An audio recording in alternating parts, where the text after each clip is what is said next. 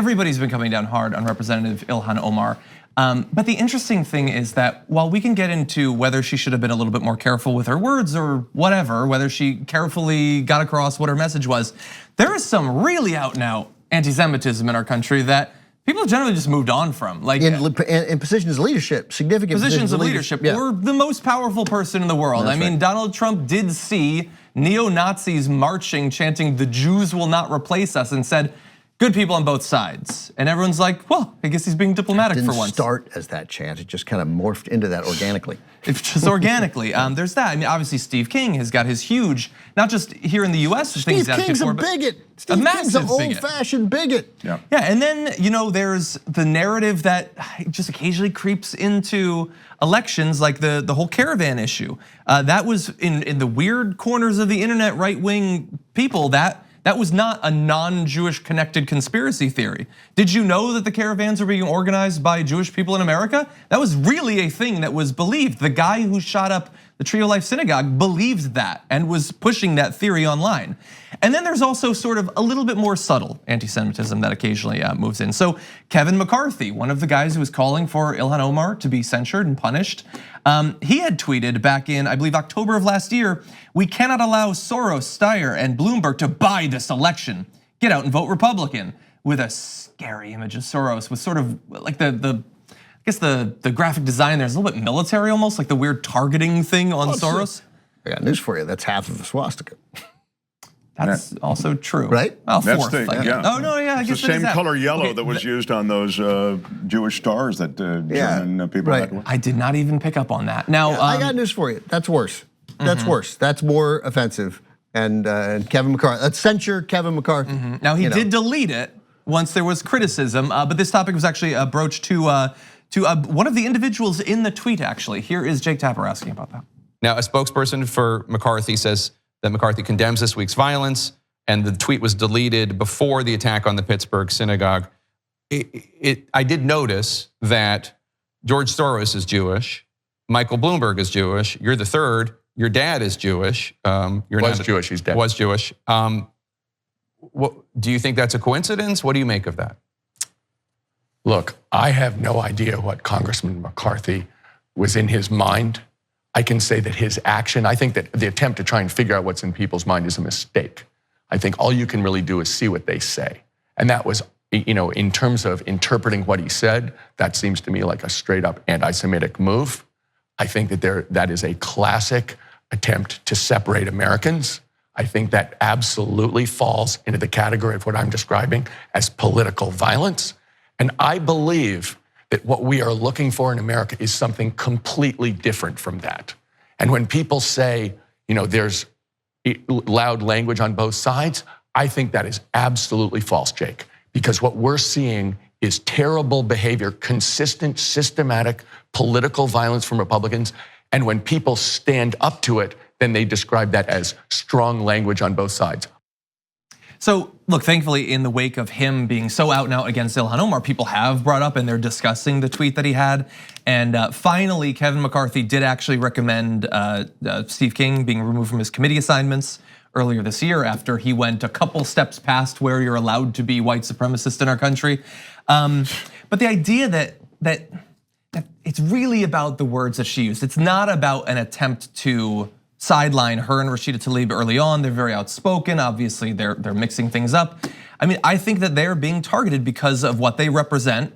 Demographically, there are people who are horrified that people like that are being elected now. I mean, we've had 3 Muslim members of Congress now, right? I mean, what's next? 4, 5? When does it stop? Yeah, it really is. I mean, we're dealing with such small numbers. Yeah, and I'm sure they are being targeted. Yeah. It's also true that Soros and a reference to Soros can be, it can parallel some anti-Semitism. In other words, both can be true. I see this, this is what I was talking about before, sort of in the cloak of sort of a legitimate criticism about money in politics, be it AIPAC or Soros money or Adelson money, whatever, you can get your anti-Semitic licks in. So it's not as though there's nothing to the anti-Semitic, the criticism of anti-Semitism in some of these remarks, tweets, etc. But I don't think that that waving the flag of anti-Semitism all the time isn't legit.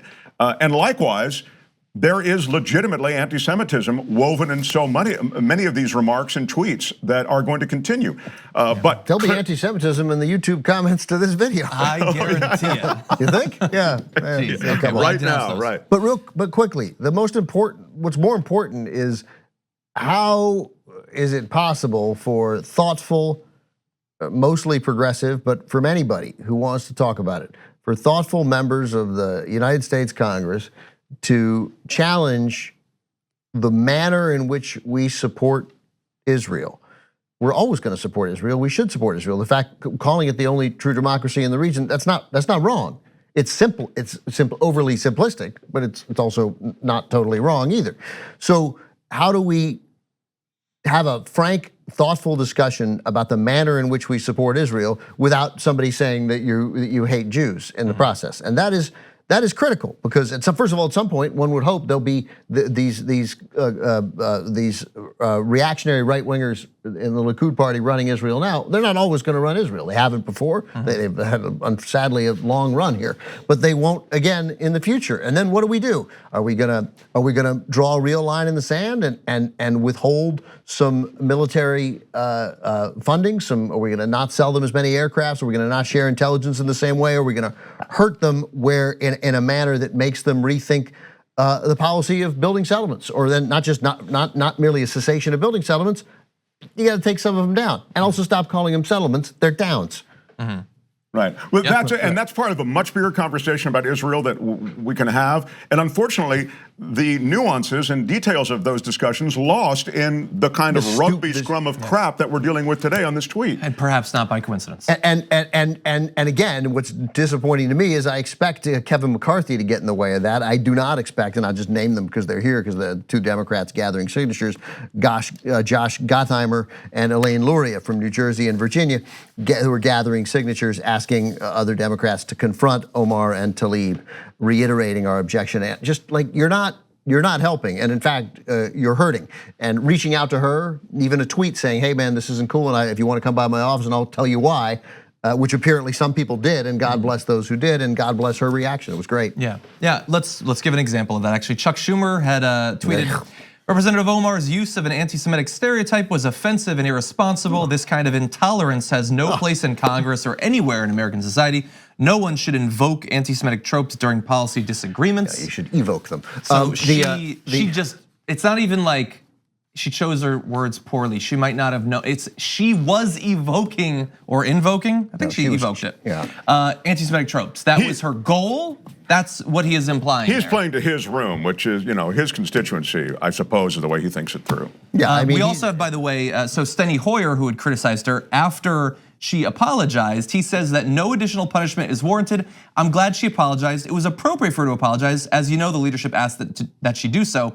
What she said was clearly anti-Semitic, and she has apologized. So again, what they're coming out of this saying, there was no debate to be had.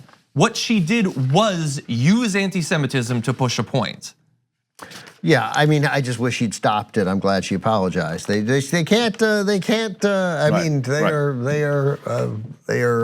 That righteous indignation thing. Everybody's grabbing for that, right? Yeah. As Ben says, they can't just say, "Glad she apologized. Let's move on." there are many other issues confronting this country right now, like the government may close down in 9 hours. Exactly. AIPAC spent $3.5 million last cycle lobbying.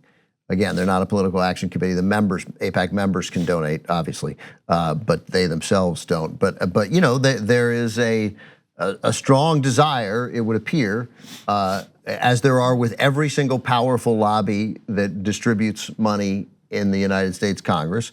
There just seems to be this eagerness not to offend those powerful lobbies, and I just wish more congressmen, no matter what that lobby is, whether it's as she said, whether it's fossil fuel, the NRA, that those members of Congress were just a lot more willing to offend those people. And I think that we're probably seeing the beginning of this. That's why we need to support people who are willing to open the bounds of conversation. Thanks for watching this free clip of the Young Turks. Don't forget to become a TYT member today. For more exclusive content, join now at tyt.com/join.